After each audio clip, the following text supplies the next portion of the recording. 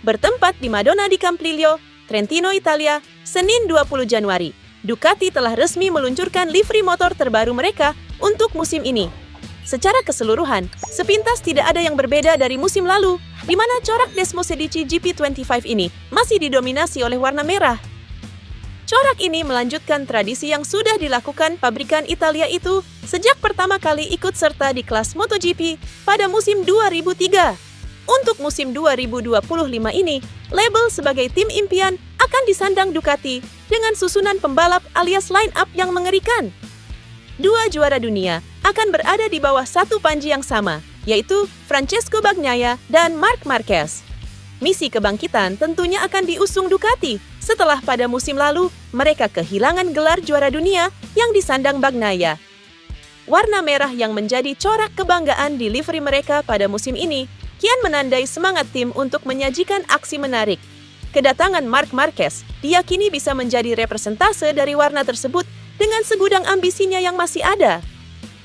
Dengan menjadi pembalap Ducati, Marquez diyakini memiliki peluang besar menjadi juara dunia lagi dengan motor yang dicap sebagai motor terbaik. Di sisi lain, Bagnaia juga akan terus membuktikan dirinya di tim ini meski harus melawan Marquez yang memiliki pengalaman segudang.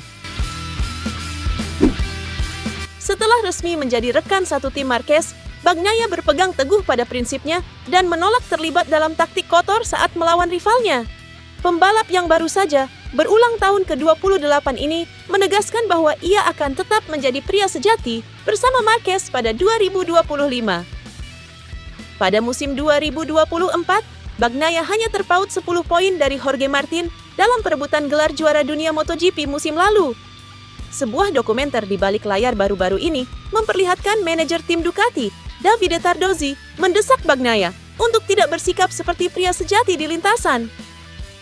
Hal itu memicu pertanyaan berikut dari Jack Appleyard dari MotoGP.com selama wawancara dengan Bagnaia pada peluncuran tim Ducati. Sekarang di seberang Anda di garasi adalah Marc. Mungkin salah satu pembalap paling tidak sopan di grid, Marc akan menang dengan segala cara. Apakah kita akan melihat Pecco Bagnaia yang tidak bersikap seperti pria sejati tahun ini?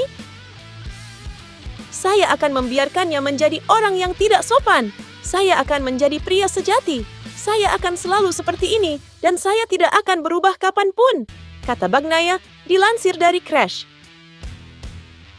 Dengan total 8 gelar juara kelas utama, susunan pembalap Marquez Bagnaia adalah yang terkuat pada MotoGP sejak Valentino Rossi dan Jorge Lorenzo di Yamaha pada 2016. Ini sangat menarik. Ini benar-benar tim terkuat di grid. Jadi saya pikir kami dapat mengambil keuntungan darinya dan kami mencoba belajar dari beberapa hal tentang Marc, kata Bagnaia. Marc Marquez telah resmi diperkenalkan sebagai rider anyar Ducati Lenovo dalam acara peluncuran tim pada Senin 20 Januari. Marquez sangat antusias usai diperkenalkan secara resmi menjadi bagian dari Ducati Lenovo. Rider asal Spanyol itu menyatakan bahwa akan menikmati tiap momen sebagai target jangka pendeknya, sebab dia yakin dengan begitu hasil manis akan mengikuti. Tujuan jangka pendek saya adalah menikmati setiap momen saat mengendarai motor. Karena saya tahu, jika saya berhasil melakukannya, semua hal lainnya akan mengikuti, kata Marquez dilansir Crash. Namun, Marquez sadar betul akan tekanan yang ada pada tim pabrikan Ducati. Dia pun menekankan bakal tampil habis-habisan untuk bisa bersaing dalam perebutan gelar juara MotoGP 2025. Seperti yang sering saya katakan, ketika Anda berada di tim resmi, tujuan Anda tidak bisa lain selain bersaing di setiap balapan, bertarung untuk podium dan kemenangan, serta mencoba menjadi protagonis di kejuaraan dunia, katanya.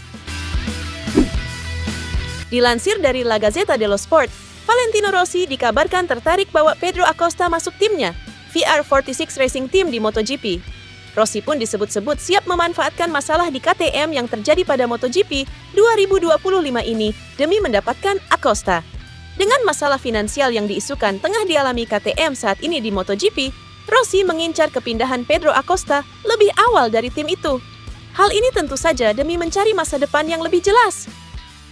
Valentino Rossi pun dikabarkan mulai lakukan pendekatan terhadap Acosta. Hal itu disinyalir terjadi kala Rossi turut mengundang Acosta ikut serta dalam acara La 100 km dei Campioni di The Ranch milik Valentino Rossi. Bahkan disebut-sebut, itu bukan pertama kalinya Acosta menyambangi The Ranch milik Rossi. Mereka disebut melakukan pembicaraan mendalam soal masa depan di MotoGP. Menarik menantikan kelanjutan rumor ini. Akankah Acosta akhirnya merapat ke tim balap Valentino Rossi di masa mendatang? Rencana perubahan regulasi teknis untuk kelas Moto3 mengemuka. Produsen motor asal Cina menjadi salah satu calon pemasok jeroan dari kuda besinya. Saat ini, kelas Moto3 menggunakan motor Purwarupa dengan spesifikasi mesin berkapasitas 250 cc, 4 tak, 1 silinder, dan diameter piston 81 mm. Honda dan KTM saat ini menjadi pabrikan yang memasok ke kelas paling ringan di MotoGP ini, secara berurutan dengan seri Honda NSF 250 RW dan KTM RC 250 GP. Namun, perubahan radikal rencananya akan dilakukan di masa mendatang dengan kubikasi mesin yang dinaikkan menjadi 500 cc. Melansir dari The Race, target waktunya adalah pada 2027. Selain penambahan kubikasi mesin motor kelas Moto3 juga hanya akan disediakan oleh satu pabrikan saja sehingga sama seperti Moto3.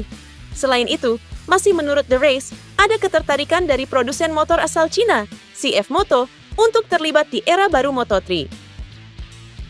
CF Moto sudah menjeng di Moto3 dan bahkan meraih gelar juara dunia bersama Baby Goat David Alonso pada 2024.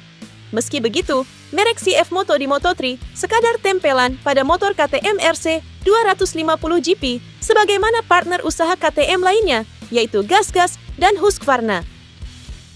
Bagaimanapun, motor yang lebih bertenaga diharapkan mampu mengatasi masalah kelas Moto3 saat ini, yaitu persaingan yang terlalu rapat karena dampak besar dari slipstream.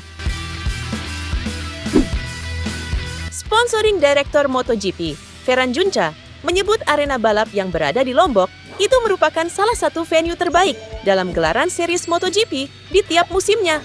Junca mengungkap alasan pihak MotoGP menunjuk sirkuit Mandalika dalam pagelarannya, yakni terkait kenyamanan dan lokasi Mandalika sendiri. Menurutnya, dalam tiap balapan, sirkuit Mandalika selalu meninggalkan kesan positif baik untuk pebalap maupun penggemar MotoGP. Bagi saya, Indonesia membuat orang terasa berada di rumah. Saya rasakan ini saat pertama kali tiba di Indonesia. Jadi, kami datang ke sini dan terima kasih dengan pemerintah Indonesia yang mau untuk kembangkan sport destination, di mana itu adalah sirkuit Mandalika. Dan sekarang itu adalah salah satu sirkuit terbaik yang kami miliki. Lokasinya sangat bagus, ucapnya. Kendati demikian, ia berharap bahwa perkembangan sirkuit Mandalika bisa seiring berjalan dengan kualitas para pebalap lokal. Junca ingin Indonesia lebih banyak mencetak pebalap yang bisa bersaing di kejuaraan internasional, atau setidaknya memiliki satu andalan yang bisa bersaing di kelas MotoGP.